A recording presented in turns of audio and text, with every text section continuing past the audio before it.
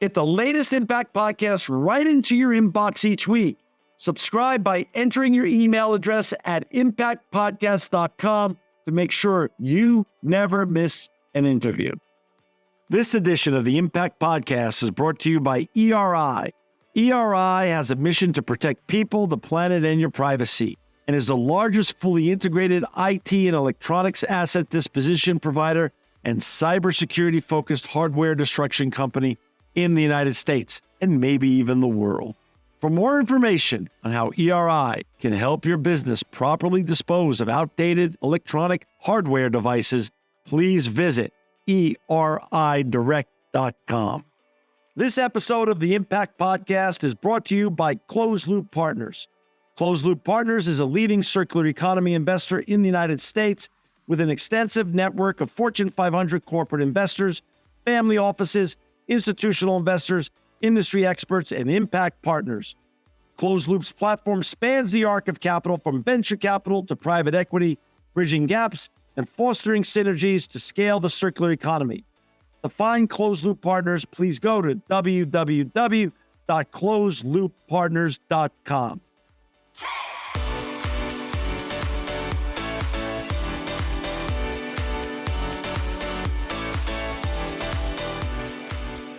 Welcome to another edition of the Impact Podcast. I'm John Shigurian, and I'm so honored to have with us today Teddy Mendoza. He's the Global Sustainability Officer and Director of Global Sustainability and EH&S for HanesBrands. Welcome, Teddy, to the Impact Podcast. Thanks for having me here, John, and happy to be here. Yeah. Well, we're happy to have you. We've never had you on. We've never had Hanes on. And, and for our listeners and viewers to understand the size and scope of Hanes, not only does Hanes do over $3.5 billion in sales every year, but also has over 48,000 employees around the world and in over 30 countries. But 9 out of 10 households in America have a Hanes product in their household. And yes, I have a Hanes t-shirt underneath always my white shirt. I always have my Hanes t-shirts on, and I love your brand, Teddy. So you have a true believer with you today on the show. Well, there you go. There you go. As I said, it's a great company. I think we have a very interesting sustainability story to share with the rest of the world. So happy to walk your audience through our sustainability journey and share some of that, insights and learnings, and also tell a little bit about what's ahead for us regarding our strategy. We're going to get to that in a moment, but first I want to hear the Teddy Mendoza journey and story. Where did you grow up, Teddy, and who inspired you, or how did you get inspired to get on this fascinating and important journey that you're on? Sure. Well, I'm originally from Honduras, Central America. I grew up there, and there's actually where I started my career here in Hanes. Hanes has a big manufacturing operations down in Honduras, and I was still actually studying my university. I was studying industrial engineering. I'm an industrial engineer when I started to work for Hanes as the environmental health and safety coordinator in one of the Hanes manufacturing facilities there in Honduras. Part of my role was not only health and safety, but also environmental, right? So how do we make sure to properly recycle our wastes, or how to manage our environmental impacts, or how to, stay in compliance with the environmental regulations back then. So that was my initial role. So you can say that throughout my career in Hanes, almost 24 years, I've been involved with sustainability, right? So first in Honduras, and then a few years later, 4 years later, I was relocated to El Salvador, neighboring country in Central America. And that's where I spent most of my professional career, right, in Hanes. So 18 years, it's how much I lived there in El Salvador until about 3 years, where I relocated here to North Carolina, where the Hanes headquarter offices are, right? So you asked about what inspired me, in sustainability. So I've been doing this most of my professional career. But if I can think of a moment where it was a moment of self-reflection about climate change and the work that I was doing and the impact that I could have on the world, back in 2020, the year of the pandemic, Sure. two category 5 hurricanes hit Honduras, my country, right? Within a month. There was a lot of devastation, a lot of dead people, a lot of destruction. And part of my role as a sustainability leader was, providing support to our communities in need and our employees in need, right? So there was such devastation, and that's the moment where I thought to myself, hey, this is a real problem, right? So I was seeing, things like extreme weather events, right, hitting my country in a disproportionate way, right, and got me thinking about my role as sustainability leader in Hanes and the type of impact that I could create, especially on the climate side of things, right, and trying to make that link between that problem that we're all facing, an existential problem that we're all facing, and specifically the work that we do within the business context, right, to try to solve that issue. So that was the moment where I thought, this is something that we all need to work on, and me personally, right? When were you named the Global Sustainability Officer for Hanes? What year? Just so I understand. A couple of years ago. When you moved, right. It was during that period of when you moved over to headquarters. Yes, exactly. That's when I was promoted to Global Sustainability Officer here after years working in the supply chain of our company, in manufacturing, right, in the manufacturing operations of our company. No, it's a common theme, Teddy. I've seen, like, my good friend Jim Gowan, who used to be and still is Chief Supply Chain Officer at Verizon back in, I think, 11 or 12.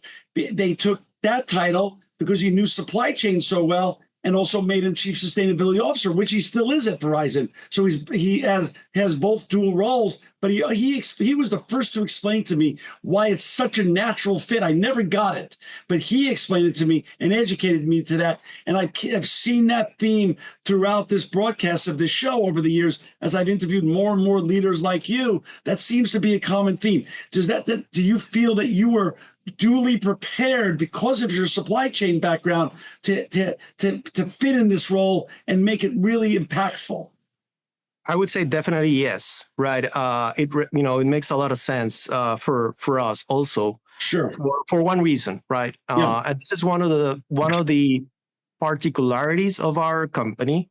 I won't say it's a unique model for us, but certainly not very common to see this in our industry. And the fact that we're not only the brands, so we own our brands, Hanes brand, right? It's a very well-known brand. A lot of what we call intimate brands here in the U.S., Australia, everywhere, elsewhere.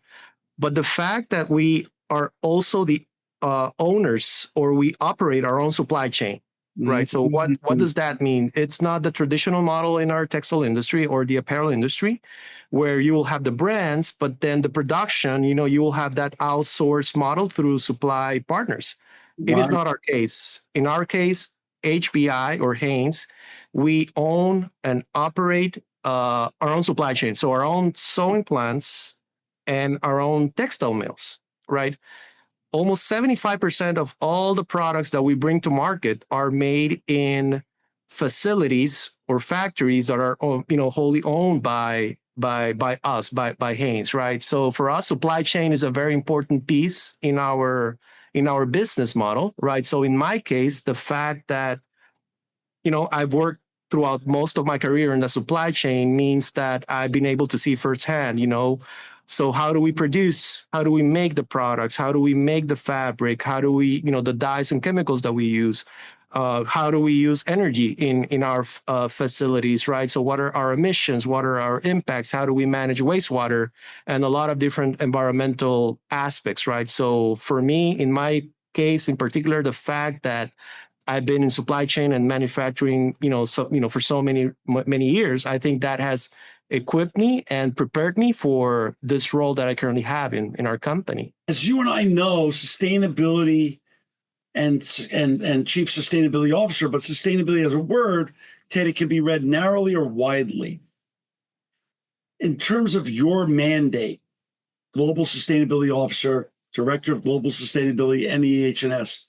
How wide is your mandate? And were you the first one in this role? Did you come in with that proverbial blank sheet of paper and you got to basically put this all together yourself? Or was there already some path that you were asked to follow some of and then build upon that? How did that work day one? Yeah, so I will definitely have to take you back to many years, right? Go ahead, please. Many years ago, right?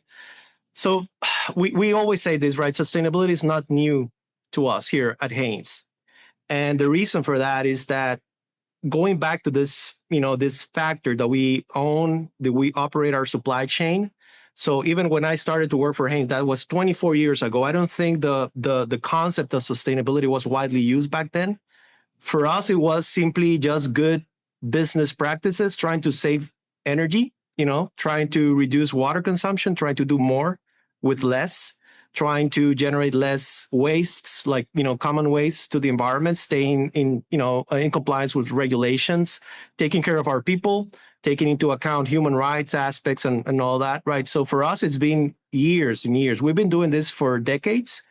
We just didn't call it sustainability back then, right? So it was until 2020 that we decided to build upon our long history of sustainability practices, and we decided to create this big umbrella that we started to call sustainability. This was back in 2020, and we decided, hey, this is going to be our sustainability strategy, right?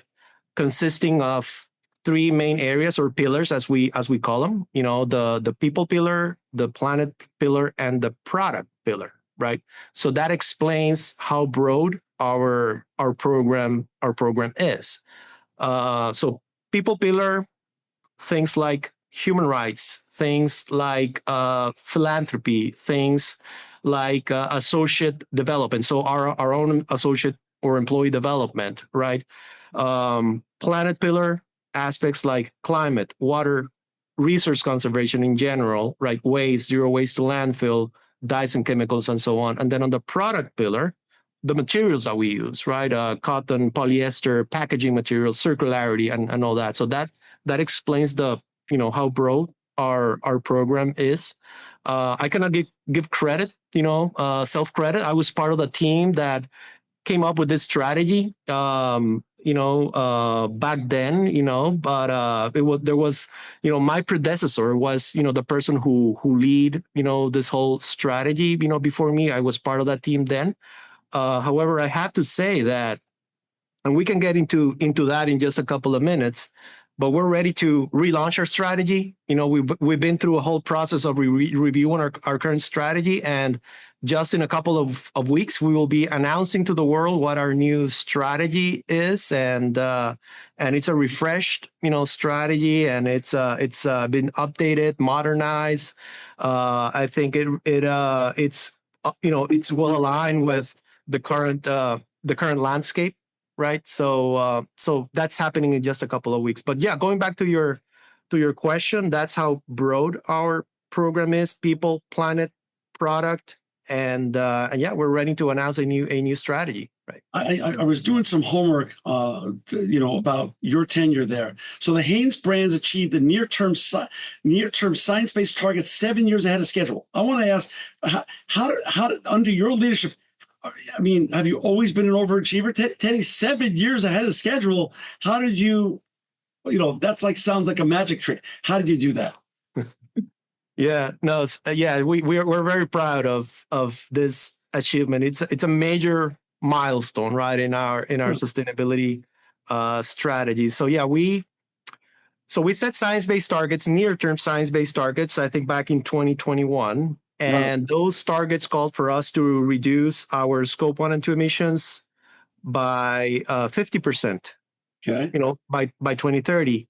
And our scope 3 emissions by 27.5 or something like that by 2030, right?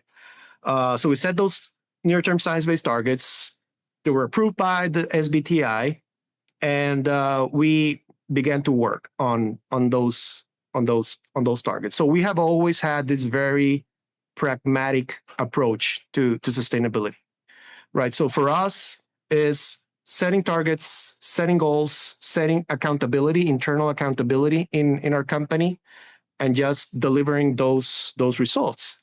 But I also have to say that the big factor for us achieving those near-term science-based targets has to do with the fact that for us, sustainability is well embedded in our business strategy. It's well aligned with the fact that we own our supply chain, and that we're always looking, just as part of what other business will do. Just we're always looking for opportunities to improve. We're always looking for opportunities to save costs. We are always looking for opportunities to become more efficient. So that's part of our company culture already. So a few things, right? So on scope 1 and 2 emissions, very back in the day, very early on in this journey, we came to realize that investing in renewable energy, renewable electricity was good business for us. Let me give you one example of that. Sure. 2-3 years ago, we signed a solar power purchase agreement, PPA, in the Dominican Republic. Okay. In the Dominican Republic, we operate one of our largest textile facilities in the world for Hanes. It's called the Dos Rios textile plant, right? So that solar PPA allowed us not only to reduce our greenhouse gas emissions, and that's the single largest contributor to our significant reductions, right? We were able to reduce, I think, 52,000 tons of CO2, but it also helps us save a lot of money, almost $1.8 million in cost savings, right? So that's just one example to say that the fact that we own our supply chain, we own our factories, that gives us the ability to invest in those operations, in more energy efficiency technology, invest in renewables. We work with our own employees in those facilities to seek energy improvement opportunities. We have a very strong energy reduction culture. We're always big supporters of continuous improvement and the continuous improvement and Kaizen philosophy, right? So that has been also a cornerstone for us. So solar power purchase agreement, which is tied with our business strategy, trying to seek cost opportunities, right, to reduce costs. Very specific things like, for example, how do we improve the way that we transport our products, right? So shifting to more sustainable modes of transportation, so using less air shipments to more, to shipping more through sea, right? And very interestingly, it's not because me or my team were pushing those initiatives, right? It's just part of our business model, right? So it's just part of our business leaders around the world just trying to become more efficient, more efficient, and reduce costs. And that we have seen the benefits on the sustainability side of all these initiatives. And I can keep going, just giving you a lot of examples of. I'll come back to some of those examples in a second. Just so I understand, do you produce every year a sustainability or impact report? Yeah. So what we decided many years ago is that we were going to have a more dynamic tool, right? And that's our website, our sustainability website, hbisustains.com.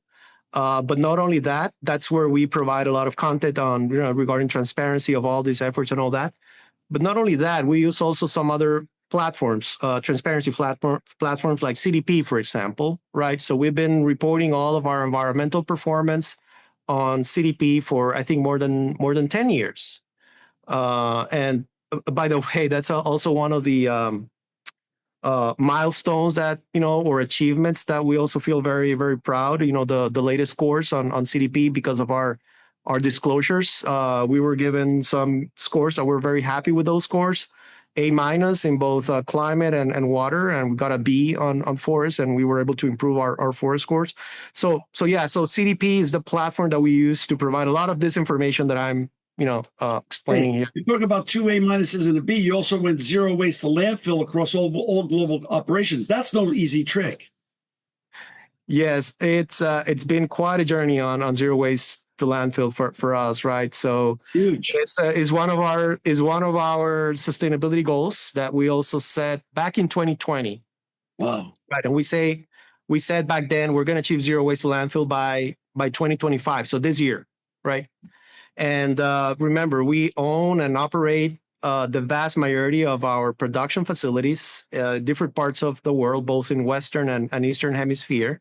So over the last 5 years has been really, really hard work from all of our global teams in our manufacturing facilities, just diverting, tons, literally tons of waste, operational waste from the landfills around the world. And now we are on track to achieve zero waste to landfill. So that's also another big milestone that we're going to be announcing later this year also. And for our listeners and viewers, Teddy just mentioned the website, but we're sending you to see all the great work Teddy and his team and colleagues are doing with regards to sustainability at Hanes. It's hbisustains.com. It's going to be in the show notes. So if you're driving your car or working out at the gym, don't do anything dangerous. It's already going to be in the show notes. You don't have to write it down or text it to yourself or anything else like that. Teddy, you've made it very clear that you came out of supply chain, and instead of outsourcing, you've turned the typical outsourcing model on its head, and you're an in-source company. Everything's for 75% is in-sourced. It's because back in the day, as you said, 25 years ago, sustainability wasn't a thing. Then, as time has gone on, when people started hearing about sustainability back in 2004 to 2010, if a C-suite member heard about sustainability, they just had this oh boy moment. They thought they were going to have, it's going to cost them money. So you just showed us a couple of examples where sustainability at Hanes creates savings in money. Is it because you insource and you're so insourced it and insourcing and sustainability are so interconnected that one of the new words, sustainability, in the last 5-6 years has been now known to create more resilience for good brands that are leaning into good sustainable practices and doing it well. But in recent months, maybe the last year, one of the emerging terms is materiality. It seems as though you're getting an A+ in materiality because you've tied sustainability to your supply chain, which is in-source, which creates even more impactful material benefits right from the get-go. Does that make sense? Or am I saying something that am I connecting the dots the right way here? Yes, you got it, John. And really, we have a mantra in our company that we use it a lot. Sustainability doesn't have to cost more to our consumers, right? So, and I think that has been our mantra for many years, right? So we've been able to demonstrate, right, that sustainability is really a driver of innovation, of employee engagement, cost savings, but also risk mitigation as well. Go back to employee engagement. Both that's also for retention and also for attraction of good and better employees. Correct? Exactly. That's I've heard many times from our HR teams that's one of the first questions that comes up when they're interviewing potential candidates. What are you doing in sustainability, right? I went to our user sustainability website and I saw that you're doing this or that, and so there's a lot of interest, right, on candidates whenever they're thinking about coming to work for us over here. So yeah, that's definitely a big element for us. But going back to your question, I think that's a very interesting question because Sure. for us, we keep track of all the cost savings related with sustainability initiatives in our company, right? Okay. And so far, we are reporting more than $30 million in cost savings since we started our program back in 2020. Right. Let me break it down, for you, right? So. Sure. Those $31 million that we're now accounting and reporting in terms of sustainability related cost savings, right, has to do with one, the energy usage savings. So meaning how do we become more efficient and then being able to use less energy, right, across our global operations. Sure. Using less water, right? So that's also a very important line item there in that accounting. but also moving to more efficient dyes and chemicals, since we operate our textile mills, right? So how do we, move to dyes and chemicals that allows us to become more efficient in our production process? So that's also a big component. And then there's another very interesting line item there on cost savings, right? And it goes back to another of our sustainability goals, which is packaging material reductions, right? So it's part of our strategy to reduce our packaging materials, to reduce plastics in packaging, right? So over the last 5 years, also we've been able to significantly made those reductions in our packaging materials, and of course, there's a benefit in terms of spending less, right, in materials and all that, right? So for us, it has proven that it's a really an element of cost savings for us, and we've been able to tie it nicely with our business strategy, and also show that sustainability it's actually a value creation element, as well as the other aspects that I already mentioned, right? So risk mitigation, employee engagement, innovation, and so on. But the materiality is tangible. It's palpable. Yes. At Hanes, between sustainability and supply chain, because you insource so much. So let's now go to something you teased a couple minutes ago. Tell me now, and tell our audience a little bit about what you're about to announce in the coming weeks. Your HBI's new circularity and materials framework that you're going to be now setting new goals with. Yeah. So as I said just a few seconds ago, over the last few months, we've been reviewing our current sustainability strategy, right? Our sustainability strategy consisting of these three pillars: people, planet, product, and a series of ambitious goals within each one of those pillars, right? So my team, and it was a company-wide effort, we went through this process that we reviewed what's the current landscape right now, what's the are there any emerging trends, risks, opportunities, regulations that we needed to take into account, right? So we went through that process, and we decided to update our sustainability program. It consists, again, we're not changing our framework of people, planet, product, and goals within each one of those pillars, but two new components of our program, and we're about to announce that. So stay tuned on our sustainability website, because that's happening in the next couple of weeks. One, it has to do with how we define the materials that we use for our products in terms of their environmental and social impacts, right? So what are the sustainability aspects, and how do we define those materials? So far, our current goal has to do with our two main materials. One is cotton, and the second one is polyester. Those are the main materials that we use. Between the two of them, they represent about 96% of all the materials that we use in all of our Hanes products every year, right? So the current goal was about using certain origins for the cotton, or certain certification programs for both the cotton and the polyester.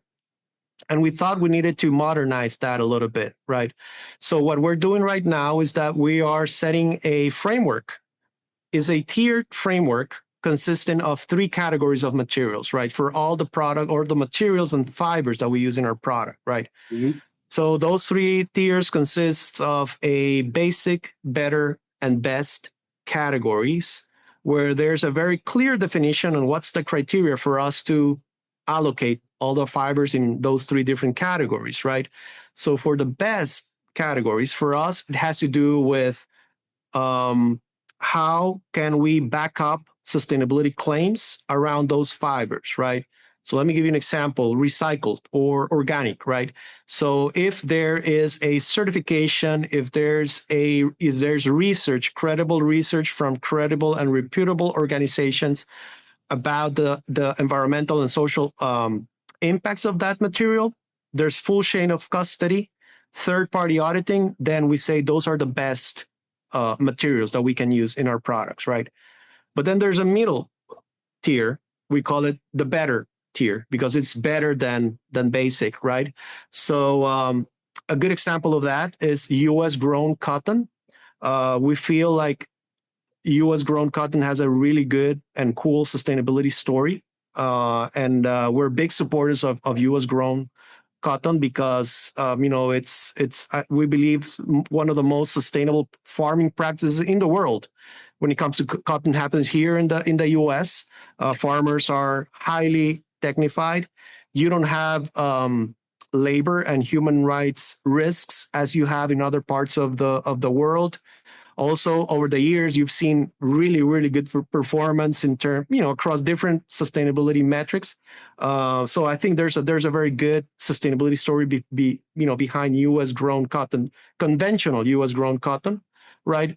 So that's the middle tier, and then we have another tier called the basics, right? So there's a lack of information behind the sustainability attributes. We call it basic, right? So we're classifying all of our materials within these three tiers, and we're doing it for our natural fibers, for our synthetic fibers like polyester. That's an example, and also for man-made cellulosic fibers as well, right? So just the three tiers and all that. And what we're saying in terms of our sustainability goals is that from here to 2030, all the cotton that we use, it's going to be either better or best, right? And at least 90% of all the materials that we use are going to be either on the better category or on the best category from here to 2030. And we're going to be very transparent in, how do we use materials and how do we classify those materials and how do we make progress towards those goals, right? So in a nutshell, that's our new materials framework. There's a lot of research. There's a lot of technical data that we're providing coming from very reputable organizations that are doing a lot of research on all these materials, right? So that's our materials framework that we're going to announce really soon. Are there any other 2030 goals that you want to announce? Well, that's one of them, right? So yes, we're announcing almost 90% of all the materials that we use are going to be either in the better or best category, right, and also 100% of our cotton, right? Right. But then there's another new element or component of our sustainability strategy, John, and it has to do with circularity and how we view circularity, right? How do we view this concept of a circular economy? Right. We noticed that the whole concept of circularity sometimes can be a little bit ambiguous. Sometimes it's a broad concept, and it all depends who you ask, right? They'll give you a different definition of what circularity means, right? For some people, it's more focused around the product, right? So how do you, use recycled materials in your products? Just to give you one example. So we did our research, we did our due diligence, and we started to we engaged with different organizations, right, to come up with a definition of what does circularity meant for us at HBI, right? So we came to the conclusion that circularity should be seen in a more holistic way, right? So circularity as a business model, right, containing different aspects of your business that at the end of the day helps you move away from this linear concept of don't waste. Yeah, we just would throw. America's been the land of the big and the free, and we just keep digging landfills. Historically, we're getting away from that linear economy, moving to the circular economy, and you want to do the same. Yes, exactly. It's a real problem here in the U.S. Sure. So if you look at data from EPA, right? So textile waste is becoming more and more predominant in our country's landfills. So it's a real problem, right? So for us, our definition, and we're going to be explaining that in more detail when we announce our new strategy, has to do with this holistic view of circularity. So we're announcing this circularity roadmap, recognizing that we're not there yet, meaning we already have some really good best practices in our industry, but still a lot of, way to go. There's a lot of room for improvement. And there are a lot of aspirations where we want to be there by 2030, right? So that's the beauty of your job, though, Teddy. Circularity and sustainability, there's no finish line. It's a journey. And that's sort of the fun part of it for us because it evolves, right? exactly. So for us, 5 different components or stages in this circularity framework, starting with how do we design our products, having that quality mindset, that durability mindset, because we think that our products are more sustainable because they're more durable, right? So we keep them away from the landfills way longer, and we're going to explain everything that we go through as part of our design process in terms of the rigorous processes that we have in place to ensure the quality and the durability of our products that we bring to market. Then how do we eliminate waste in our industrial stage, right? So how do we, maintain zero waste to landfill, but how do we reduce significantly energy and water and resources?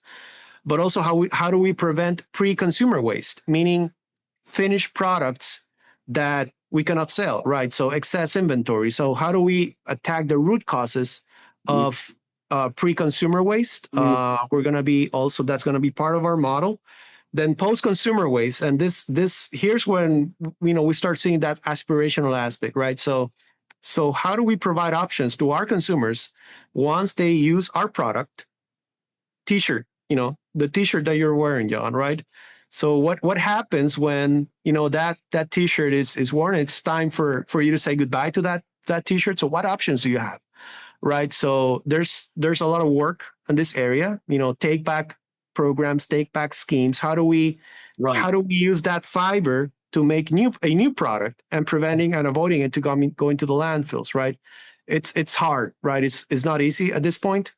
There's a lot of textile EPR regulations coming into effect in a few years now. So that's something that we should be thinking about that today, right? You're getting ahead of it by doing this. What I've seen with the big OEMs in the electronic business, because we're in the recycling of electronic business, so we represent most of the OEMs that you and I would know: Samsung, LG, and Panasonic, Sony, and all these great brands. When we started servicing them 25 years ago, of course, as we've discussed already, sustainability and circularity really weren't part of our vernacular, as were most of these. EH&S wasn't part of the vernacular. But now we're finding with these OEMs, they even have divisions called Design for Sustainability. Is that becoming part of a thing at Hanes, where now you actually have a team that is thinking about sustainability from the design perspective, and that leads then, of course, to the circular perspective as well? Yeah, so that's also a very, very interesting question, right? So this, what I'm about to say also talks about our approach to sustainability in terms of how we're structured in our company, right? So we have I would say we have a small sustainability team, right? And that's for a reason. We delegate and we assign that accountability not to a central corporate sustainability team, but that's spread across all the different business functions, right? So what I'm trying to say here is that we have a design team, we have a product development team, right? And because of the culture that we've been able to build over the years, we believe that our teams, they have that sustainability mindset as they're designing products, as they're developing products, as they're manufacturing products, as they're bringing to market the different products, right? So going back to your questions, we have our designs and product development teams, right, who are doing all this work, right? So what are those technical specs? How can we ensure that our products, last longer, are durable, have high quality, right, products? We're using the right materials. We're using, better materials, right? As part of our framework that I just talked about just a few seconds ago. How do we use better chemistries, better chemicals in our products and all white? So they're making all these questions and making all these decisions just to ensure that sustainability is embedded, from the get-go once we're designing those, our products. Got it. So it's a similar model that you're following at Hanes to ensure the circularity opportunity exists at HanesBrands. Yes, and that's what we're trying to accomplish with our new circularity framework, right? Just trying to encourage this mindset that circularity should be a broader business model, not just limiting it to just a product or a specific practice or a specific material. It's broader than that, right? It's a business model that we're striving for. For our listeners and viewers who've just joined us, we've got Teddy Mendoza with us today. He's the Global Sustainability Officer for HanesBrands. To find Teddy and his colleagues and all the wonderful and important work they're doing in sustainability, circularity, and EH&S, please go to www.hbisustains.com. One thing I didn't mention, I mentioned the size and scope of your brand and doing business in over 30 countries and billions of dollars in sales. But let me just say, it goes way beyond Hanes. You also own Champion brand, which I grew up with, Maidenform. Hanes is just more than just Hanes. You do business, Teddy, in over 30 countries. Talk a little bit about the regulatory scheme work that exists and the pressure of the patchwork quilt nature of this regulations on different continents without harmonization. Is that going to get better in the future, or is it just something that we all have to just suck up and deal with, and we can't really hope for much harmonization in the years to come to make it a little bit easier on people like you and teams like yours to do the important work of sustainability, not always have to be over-reporting in different forms what you're doing to every different continent around the world? Yeah, so that's it's a big challenge, right? For people in my position and sustainability practitioners in different companies around the world. What I'm seeing is that what many companies like HBI and other companies have been doing on a voluntary basis, little by little is becoming mandated by regulation, right? By law, not only here in the US, but also different countries around the world. Sure. And it's becoming more and more complex, right? It's challenging. So I think definitely there's a need for more harmonization. I'm still not seeing that, unfortunately, right? So depending on the different geographies where companies operate, there's a series of requirements in those regions and geographies, right?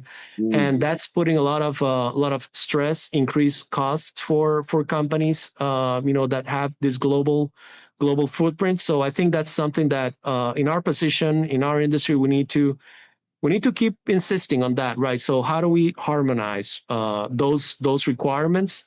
And here in the US, it's becoming also very, very complex, where we're seeing state level requirements also. So that adds to the complexity in things like climate disclosure, in things like packaging EPR regulations, and let alone different due diligence, human rights, reporting also that companies like us, have to do. So, more work to be done in trying to encourage harmonization, global harmonization in a lot of the reporting frameworks. Hanes thought so much of your great work that they moved you after 18 years of doing work in Central America to headquarters. And because, as you point out, sustainability is part of the Hanes DNA, I assume that you answer right into the C-suite, and that in every important meeting, you are invited to every important meeting, but sustainability is that important at HanesBrands. Yeah, let me tell you a little bit about our sustainability governance structure, right? So oversight of sustainability starts at, the very, very top. So our board, they have oversight. So we report sustainability, performance, risks, opportunities, all the way up to the board. Then at the executive level, and I report directly to our executive vice president of supply chain. Right. So there's what we call a steering committee, sustainability steering committee, consisting of the CEO of our company and all of his direct reports. So the executive leadership team of this company, where I provide, sustainability updates and performance on a quarterly basis. Right. So that's at the at executive level of our company, and then how we cascade the performance and drive actually performance across the world. We have conformed working groups consisting of the different pillars, right? And those teams are the ones who are responsible for cascading and driving all of our sustainability initiatives, right? So we have a formal sustainability governance structure where we report all the way to the board, right, and the different committees within the board. There's CEO oversight, there's executive oversight, and there's a execution, right, across the board in the different countries where we operate. That's huge.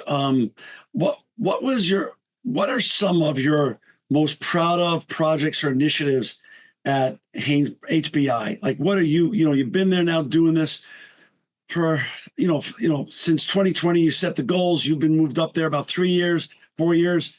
What are some of the projects that you're absolutely most proud of so far to date? Well, the first one that comes to my mind, while I was living in El Salvador in Central America, this was about 10, maybe 12 years ago. We started this project, this program called Green for Good, right? We call it like that because the way that we set it up was that the wastes that our factories, our facilities were generating, the recyclable waste, and the profits coming from selling those wastes to recyclers.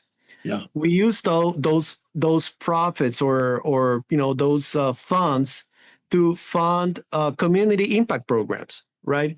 So we were able to set it up in a way that we were able to have a good budget to invest in our communities, in our philanthropic programs. We started in El Salvador investing a lot in public education, so refurbishing public schools there in El Salvador, planting trees, building water wells for underserved communities in El Salvador. Then we started to expand that to countries like Honduras, Dominican Republic, then in Asia. And all this was money coming from recycling waste, right? So we had a dual benefit of, recycling waste, but also helping serve underprivileged communities in different countries where we had, did business with. So at the end, we still have that program to this day. It's very much alive in countries like Dominican Republic, that we're able to, be able to implement programs that help, with health initiatives, just like a partnership that we have with the Wake Forest Baptist Health Hospital here from Winston-Salem. And we're able to twice a year, be able to work with doctors from this hospital. They go down twice a year to the Dominican Republic, and they're able to provide free of charge medical surgeries to the population there in the Dominican Republic. So that's just one example of what we've been able to do for the last 12 years. So that all started back when I was in El Salvador. That's awesome. 12 years, yeah. Teddy, there's not a day that you and I could turn on any news channel we like to watch for news. Call it Bloomberg, call it call it CNBC or the New York Times or Wall Street Journal, where AI is in a headline somewhere, and robotics. How much is AI and robotics going to help you with your in the weeks ahead, your newly stated 2030 goals for circularity and for sustainability and materials framework? Is AI and robotics going to help you achieve your goals at HanesBrands, you and your colleagues, and what you're doing and the important work that you're doing?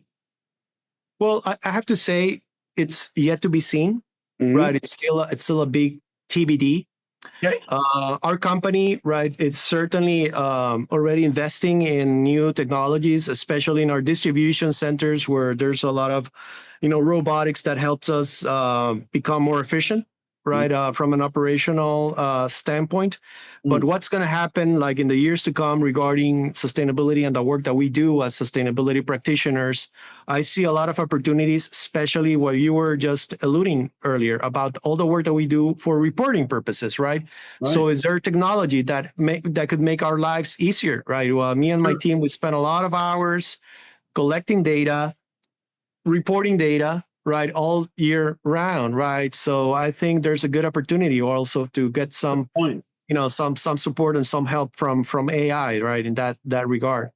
Teddy, we have listeners and viewers around the world that are young, 17 to 25, 17 to 30, pre-graduate, pre-college, postgraduate, and and they're very interested in being you. They're very interested in being someone like you who gets to get up every day, go to work for a wonderful brand with great culture, make a living, pay their own bills, but also make an impact every day. You were sharing with me a little bit before a wonderful story about mentoring your own son, obviously one of the people you love the most on this planet. Share a little bit of some of the advice you gave your son and what you would share with our young listeners around the world that are looking for a career in sustainability or impact and want to follow in your footsteps to help make the world a better place. Yeah, so I was having this conversation with my son Diego just about 2 days ago, right? So he's a junior in high school, and he's already thinking about, what his major is going to be, or his, area of study is going to be when he gets to college. And he's very much interested in sustainability, right? So he was considering just going straight to something like sustainability studies or something like that, right? So my advice to him was that I feel like he should focus on an area that he's really passionate about. Yes, you need to be interested in, in something that you really like, but you need to become a really good in that areas, in that field. Like if you're interested in business, right? So go on and study business. If you're interested in engineering, right? So go on and learn about that career, gain some experience. If you're interested in finance, right? So get yourself educated in finance, go on and get a lot of experience in finance. And then once you're, not then, but as you become a well-rounded professional, subject matter expert in your area of study, in your field, then that's when I think you can do a lot of impact. Like you create a lot of impact within your area of expertise. Because I think that, reflecting on my own journey and my own career, spent 24 years in manufacturing, right? So, 24 years there on the production floor, in a textile mill, in a sewing facility, in distribution centers, that's, how I have learned about this industry. And since I've been able to gain all this experience in the technical aspects of my industry, which is the apparel industry, fascinating industry, I think that's the reason why I'm been able right now to create an impact and lead our company's sustainability strategy because of that experience that I've earned over the years. So that was kind of like my advice to my son. Not necessarily, it will be fine if somebody is interested in sustainability, from the get-go. But my advice would be become a good lawyer, good doctor, good business professional, good journalist, because that's how you learn how to get things done. That's how do you learn all the intricacies of your profession, and there's a lot of impact that you can create within that area of expertise. Teddy, how do you stay humble opinion? Teddy, it's a great opinion. And Teddy, what inspires you? Do you look? I call it one of the greatest fraternities in the world: the chief sustainability officers, the chief impact officers. Do you look in industry for inspiration and ideas and aspiration? Do you look outside of your industry? Do you look in other places? What inspires you? What continues to keep you inspired and keep your engines running all the time? John, I am very passionate about this industry. As I said just a few seconds ago, I think that the textile and the apparel industry is such a fascinating industry because of the scale, that we have as an industry. Sure. And what inspires me is precisely that, right? So the possibilities of having the scale that we do, how many people around the world are involved, right, in this industry, starting from the cotton farmers, starting from the people involved in the different stages, the different tiers of our value chain, all the way to our consumers, right? So, the whole population in the world, we're consumers of apparel, right? If you think about it that way. And then also the fact that I have this privilege of leading our company's sustainability strategy and the scale that Hanes has, right, in the footprint that we have around the world, right? That's what really keeps me motivated. Just the fact that I'm able to, at scale, create meaningful impact in the world, right? I love it.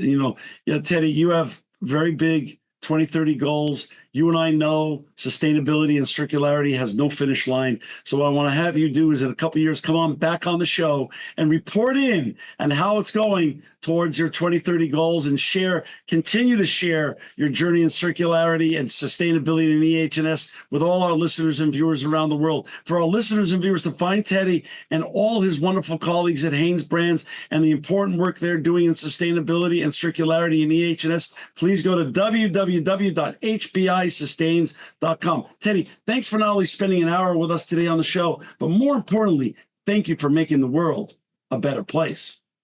And thank you, John, for the work that you're doing. It's an amazing job promoting sustainability. And thank you to all your listeners and your audience. This edition of the Impact Podcast is brought to you by Engage. Engage is a digital booking platform revolutionizing the talent booking industry. With thousands of athletes, celebrities, entrepreneurs, and business leaders, Engage is the go-to spot for booking talent, for speeches, custom experiences, live streams, and much more. For more information on Engage or to book talent today, visit letsengage.com. This edition of the Impact Podcast is brought to you by ERI. ERI has a mission to protect people, the planet, and your privacy, and is the largest fully integrated IT and electronics asset disposition provider and cybersecurity-focused hardware destruction company in the United States, and maybe even the world. For more information on how ERI can help your business properly dispose of outdated electronic hardware devices, please visit eridirect.com.